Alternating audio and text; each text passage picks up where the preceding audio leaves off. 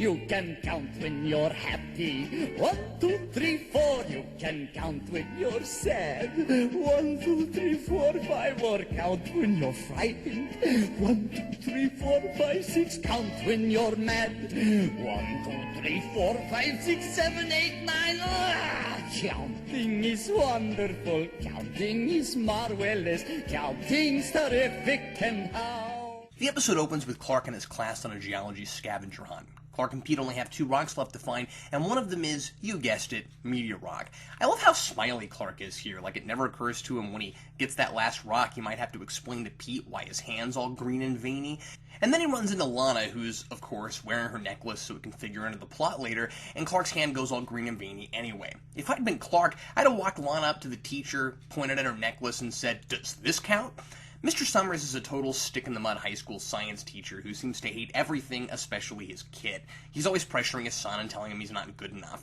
He's exactly the kind of person who shouldn't have kids. And with that kind of upbringing, it's no wonder that Eric is dumb enough to stand up on top of a dam in a lightning storm dropping rocks into the river. And in classic, convenient Smallville style, Clark tries to get him down and grabs him at just the moment he's holding a meteor rock and lightning is striking, which transfers Clark's powers to Eric.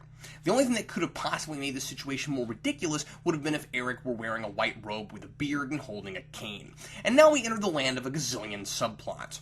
Eric learns about his new powers, gets locally famous for saving Chloe from a mugger with his powers, and thinks it's going to change how people see him. But Summers just wants to do experiments on him, and the bully who picks on him is too stupid to realize you don't mess with a guy who can throw people across the street. Hey, superpowers don't kill people, concussions kill people. And you don't mess with guys wearing leather trench coats walking around with huge boomboxes playing lyrics like "I'm the bone cracker."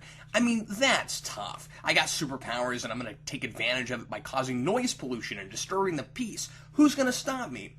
Clark experiences both the joys and the pain of being normal, getting to play basketball without worrying about his powers, but also getting a bad concussion and cracked ribs, all in the same episode. He says being affected by the meteor rock when he had his powers was worse, and somehow I just don't believe him. Roger Nixon comes to Lex with a computer simulation of what happened on the bridge, conveniently leading Lex to harass Clark about the incident again just when he's lost his powers and can pretend like he's never had them. Brilliant. Wrapping up the Victoria Hardwick story, she gives her father information she stole from Lex's computer about Cadmus Labs, which he thinks he's going to use to take over Luthor Corp, but it turns out to be worthless and he loses everything. So Lex and Lionel can go in and buy his company out from under him. Lex is the main focus of 2 subplots this week. He's such a good multitasker, he's messing with basic TV storytelling. Oh, and Lana's upset because Nell's selling the movie theater where her parents met without telling her about it. Oh, Nell, I'm gonna miss you when you're gone. Sure, we'll have the Luthors with their poison brandy and their malaria islands and their illegitimate sons and daughters popping up everywhere, but what will we do without seeing the simple, sadistic pleasure you get spitting all over your niece's sad, shallow, insignificant life just so you can feel a little bit better about yours? So in the end, Clark confronts Eric, who tries to hit him with a live wire, and Clark uses kryptonite to get his powers back. Lex tells Roger to leave the Kents alone, and then Roger shows him pictures of Lionel sleeping with Victoria, because that's the mental picture I wanted right at the end of an episode. Then credits. Here we have yet another early mental development episode for Clark. He's already learned about people wanting to exploit his powers, and he's learned about what might happen if he hid away completely and never used them. So now it's time to see what would have happened had he been raised by the wrong kinds of people. There are so many things happening in this episode that dynamic isn't explored as much as I'd like. Mr. Summers is just obnoxious, and he's definitely a stereotype. I have no idea how he got like this, and a little background would have gone a long way. But I like that Eric isn't just another evil Kryptofreak. As Jonathan says toward the end, he's just a kid who's in over his head.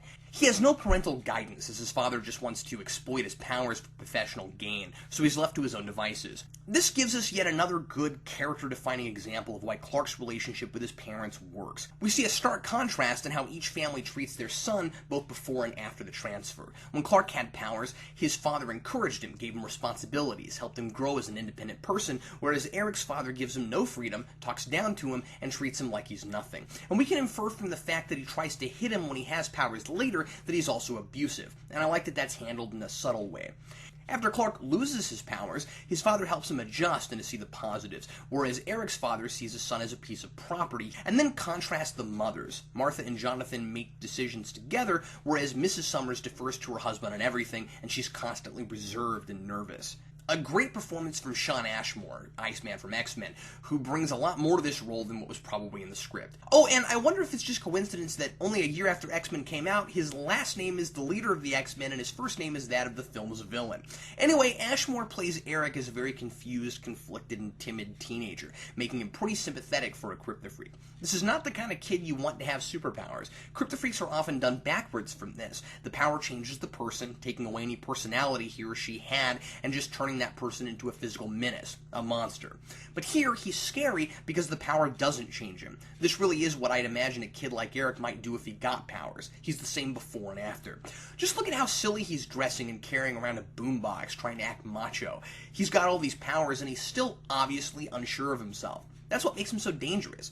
I think it might have been cool to later make him a recurring, fleshed-out character, a friend for Clark who knows his secret, and somebody for Clark to be a mentor to, rather than treating him like another generic meteor freak in his one return appearance. Lex and Clark's stories once again mirror each other. It makes two contradicting points. With Eric and Clark, it's that family needs to trust each other to get through difficult situations. Eric's family never had the trust Clark's does, and that's why they turn out the way they did. But then with the Lex and Victoria plot, Sir Harry loses his company because he trusted Victoria to find something of Lex's that would cripple Luthor Corp. And when that backfires and he loses his company, Lex says, that's what happens when you trust family. Like I've said before, Clark and Lex are from two different worlds, and both are right. When your family and your business are one big corrupt machine, you can't trust your family. Lex will, many times in the series, talk about why Lionel could never be a father like Jonathan. It was too late even before the show's pilot. That's sad. Oh, and this episode has another of my favorite Lex lines. Victoria says, "We could have been great together." And Lex responds with, "I plan on being great all by myself." Don't let your mind go to the gutter place. That's a great line. And yay for Clark being proactive again. These last 4 episodes are really what writers of later seasons should have looked at for Clark's characterization. He's getting out of that passive, reactionary characterization and seems to be gaining some confidence and maturity here. He feels responsible for his powers even when they're in another person, and even when he has no hope against Shawn on his own. Seeing him put himself on the line where he really could die without kryptonite makes him more relatable and more heroic. We know now that he doesn't just do what he does because he has powers and it's easy. When Jonathan says his powers are part of him but they don't define him, we believe him. Here. Unfortunately, that very line is contradicted in the later episodes. And I love how he stands up to Lex, inviting Lex to hit him with a hammer to prove he doesn't have any powers. Then later in the hospital, after his ribs have been cracked, he makes a sour joke asking Lex if he wants to go outside so he can hit him with his car. He almost seems to have more of a spine without powers. How is there not media up the wazoo at the Summers house? I mean, Chloe's article was in the Smallville Ledger. She wrote about a kid with superpowers, and it was printed in the legitimate media. And since everyone seems to just go along with the idea that this kid has superpowers, why is it so hard to buy that meteors are causing all the weird stuff that happens in this town? It also begs the question as to why Clark's secret is such a big deal throughout the whole series compared to anyone else with powers. I mean, sure, Krypton's a big deal, but showing the public Clark's specific power set so early is kind of a strange move. Though I guess it's just strength and speed. More not knowing what to do with Lana. There's an attempt at making her story about losing the movie theater have something to do with what's going on with Clark and Eric, but it kind of falls flat. It's more about trying to hold on to a tangible piece of her parents, and that might have fit better with a story later about Clark losing a Kryptonian artifact or something. The necklace is being treated like a recurring character, as we have to wrap up its fascinating character arc. Will it or won't it ever wind up in the lead box? This time it finally does, as Clark borrows the necklace from her to defeat Eric with, and then gives it to her in the box later. The whole thing is really contrived to me. We haven't seen the necklace in a while, now it's just here so it can be used to wrap up the episode. I do like one thing about it though. It symbolizes Clark's growth and maturity. He could be around it when he didn't have his powers, and now that he has them back, he's finding the courage to ask her not to wear it so that he can be around her. He's taking a risk. He can't explain why, he just does it because he needs to. If he has to have these powers again, he wants as normal a life as he can have, so he's taking steps to try to make that happen, and it's not something he had the courage to do in Metamorphosis. This is more of an annoyance in retrospect, but you're telling me that halfway through the first season, Chloe names Eric Superboy in the newspaper, and it takes 10 seasons before the name Superman occurred to anyone. The idea of Chloe being Eric's Lois Lane is kinda cool, though it doesn't go anywhere. But again, it's only cool before you see the rest of the series and if you know you're Superman, when the whole Clark-Lois dynamic is different, and it's not really foreshadowing anything. Well, I guess Lois kinda gives him the dopey name he uses for 3 years before he finally becomes Superman, but, well, we'll get there. The resolution is kind of confused. Clark goes to get Lana's necklace, saying that maybe Eric has his weakness, because after a scavenger hunt where a bunch of kids get meteor rock, he couldn't possibly have found it any other way. But he never uses it to hurt him, he's just holding it when Eric hits him with electricity. I don't know why Eric does that unless he's figured out for sure that his powers came from Clark, and really, how would he know that? Summers tells Clark that Eric said something about wanting to get rid of it, but when Clark confronts him, he doesn't say that, he just talks about how he doesn't have any limits. I just think it's kind of sloppy writing. I'm sure he wanted to get rid of his powers, and that makes him a more noble character, which is a nice change of pace, but it comes off as convoluted. And weird music choice at the end with Inflatable by Bush. So pretty when you're faithful. I have no idea why those are the lyrics we're hearing as Clark is walking down the street after a conversation with Lana about how he has the world on his shoulders.